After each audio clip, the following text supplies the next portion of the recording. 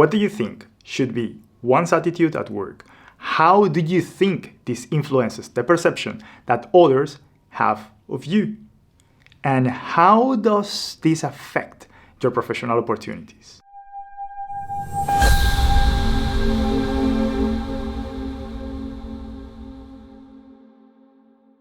Yes, indeed, your attitude will affect others' perception of you. It will define how much they want to work with you and could be the decisive factor between having a myriad of opportunities at your fingertips or just being left alone in professional isolation. But how do we balance this without burning out? What is it to be whiny?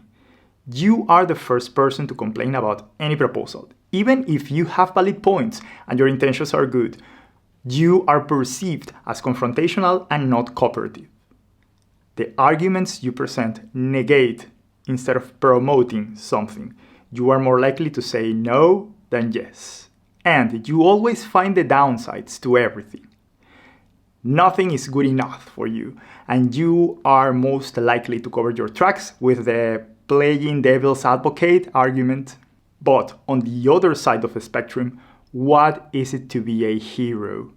The word no doesn't exist in your vocabulary. Any task, any responsibility that is laid on you, you always say yes. Whatever is proposed, guess what is the word you reply with? Yes. No task is small or big for you. No discerning is necessary. You just want to get it done.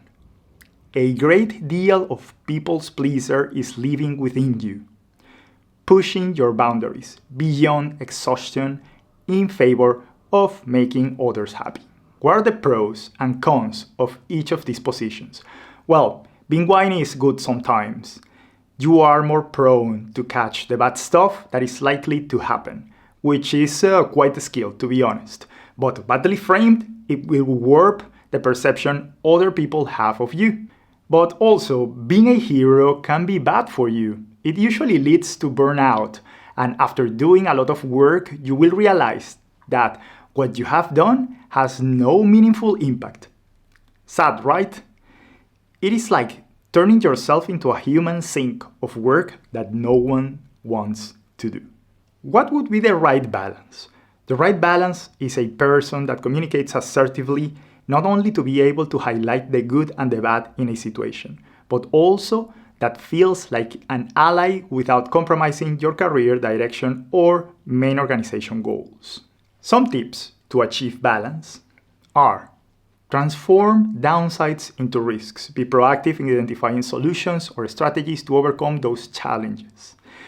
Don't you dare to complain. Frame the situation with facts, talking about its impact for the organization and for the people inside and outside the organization.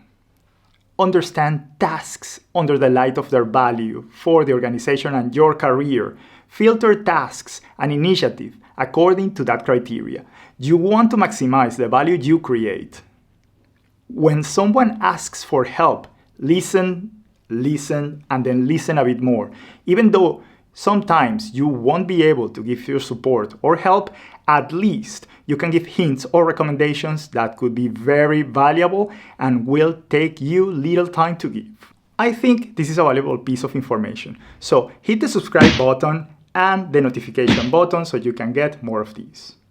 Not like the same subject, I mean more interesting videos. Be kind, be smart, and have fun.